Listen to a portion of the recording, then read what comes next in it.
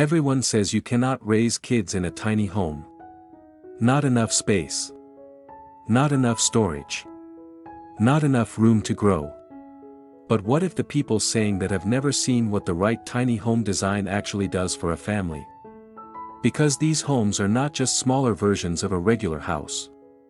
They are smarter. More intentional. More connected. And the families living in them are not making a compromise. They are making a choice. If you are a parent seriously considering tiny home living, or you just want to see what family-focused design looks like when it is done right, affordable tiny living is where you need to be. We cover the builds most channels never show you. Subscribe now and stay with us for every single one. The tiny home movement started with single people and couples. Minimalist. Mobile. Uncommitted. But something shifted.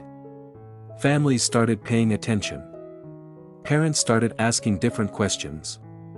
Not can we fit in less space, but what does the right space actually teach our kids about how to live? And the designs that answered that question are extraordinary. We are talking about purpose-built family tiny homes ranging from 300 square feet for a couple with one young child all the way to 800 square feet for a family of 5, with a design that uses every dimension of the structure including the vertical. Price points from $65,000 for a well-executed self-build to $280,000 for a fully custom architect-designed family home that looks and functions like nothing a conventional subdivision ever produced. These are not compromise homes. These are intentional homes. And we are going to walk through the best of them right now. The best family tiny homes communicate something immediately from the outside. This is a lived-in place. This is a home. Not a retreat. Not a weekend cabin. A full-time family residence. And the exterior design choices reflect that. A covered front porch is non-negotiable in the best family tiny home designs. It is transition space. The zone between inside and outside where shoes come off, backpacks land, and the chaos of the day gets shed before the family steps through the door. Typically 6 to 10 feet deep. Enough for 2 chairs and a bench with storage below. The roofline on family-optimized tiny homes tends toward the steep gable or the shed roof with maximum interior height. Because ceiling height is the vertical dimension that makes a small floor plan feel livable for adults while children move freely below. The best designs push interior ceiling heights to 10, 12, even 14 feet at the peak. Cladding choices lean toward durability over aesthetics when families are involved. Dark fiber cement board. Treated hardwood. Corrugated steel on the lower sections where bikes and toys will inevitably make contact with the wall. Materials that take the daily impact of family life without showing it. The yard connection matters. The best family tiny homes are oriented so the main living space looks directly into the outdoor play area. The parent cooking in the kitchen can see the children outside without moving. The architecture is doing supervision. From the outside, this home looks like it belongs to people who made a deliberate decision about how they want to live. Step inside and that decision becomes completely clear. The entry zone is the first design tell.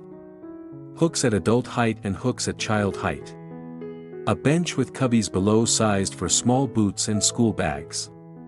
A charging station built into the wall for devices. Everything at the entry has a home, because in a tiny home with children, if things do not have a home, they end up everywhere. This level of designed intentionality runs through every square foot of the best family tiny homes. The main floor is completely open. Kitchen, dining, and living in one connected space.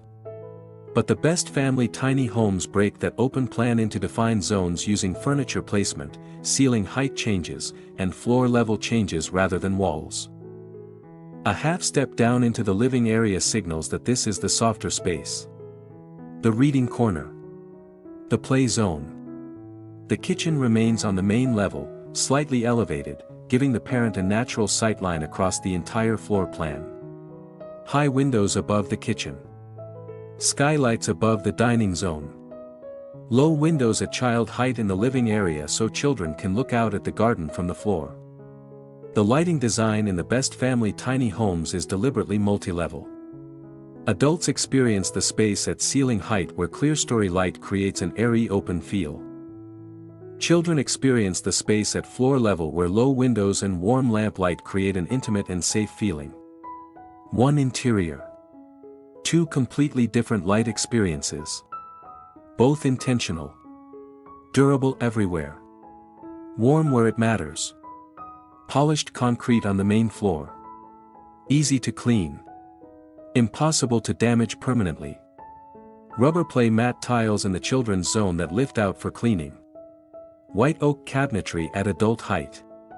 Painted MDF cabinetry at child height so that when small hands leave marks over years it can be repainted without guilt. And then the moment every visitor asks about first. Look up at the sleeping situation. This is where family tiny home design separates completely from every other residential category. The sleeping nook. Not a bedroom. Not a loft with a ladder. A carved architectural alcove built into the structure of the home at upper level, sized precisely for a child's sleeping space and nothing else. Each nook is typically 5 feet wide, 7 feet long, and 3.5 feet high. Exactly enough room for a single mattress, a small reading shelf, and a curtain that the child controls themselves. Their own space. Their own door. Their own light switch. For children who live in tiny homes, this nook is not a compromise. Research consistently shows children in well-designed compact sleeping spaces report higher feelings of security and personal ownership over their environment than children in large bedrooms with no defined boundaries. But this defies conventional residential design thinking entirely. Because the nook system frees the entire main floor from bedroom function. No floor space lost to a child's bedroom. The main floor is entirely living space. The sleeping happens in the vertical dimension above it. And then there is the staircase storage system. In family tiny homes where the loft or mezzanine is accessed by stairs rather than a ladder, the best designers turn every single stair tread into a storage drawer. Pull out drawers under each step. Toys. Books. Board games. Seasonal clothing. A 12-step staircase with storage drawers under every tread delivers the equivalent of a full chest of drawers plus additional storage. Built into a structure that had to exist anyway. This defies the idea that small homes force families to sacrifice storage. They do not. They force families to design storage into every surface that exists. Stop and look at this space from the outside in. A family of 4. Living in under 500 square feet. And nothing about the way they move through this home suggests constraint. Because the design has done something profound. It has eliminated every square foot that a conventional home wastes and replaced it with square footage that actually serves the family every single day. Visual, cut to a split screen. A conventional 2,000 square foot family home floor plan on the left with dead zones highlighted in red. The 500 square foot family tiny home floor plan on the right with every zone labeled and active. In a typical 2,000 square foot family home there is a formal living room used 3 times a year. A dining room used only at holidays. A hallway that does nothing except connect spaces that could have connected themselves. Guest bedrooms empty for 340 days of the year. In a well-designed family tiny home there is no room that is not used every day.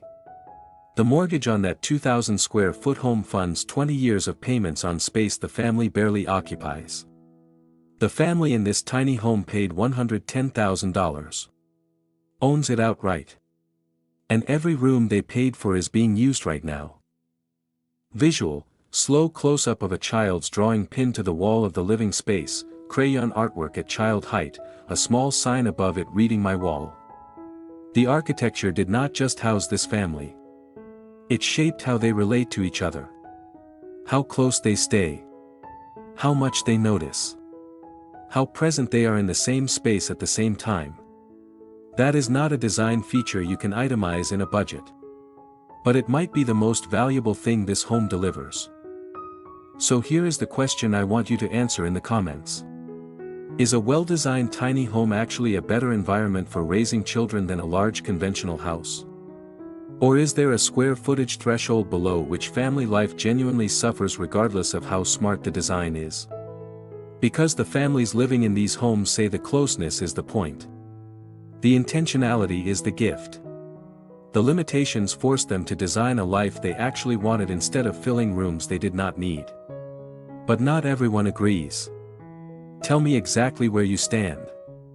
Drop your answer below. I read every single one. And if this changed how you think about what a family home actually needs to be, stay subscribed to Affordable Tiny Living. Because next week we are inside a real family tiny home. 2 parents. 2 kids. 480 square feet. And they have been living there for 3 years. No staging. No styling. Real life. Real storage. Real answers to every question you are thinking right now. That video is coming exclusively to this channel. Subscribe so you do not miss it. Share this video with any parent who has ever said a tiny home could never work for a family. Let the design answer that argument for you. I am your host on Affordable Tiny Living. See you in the next one.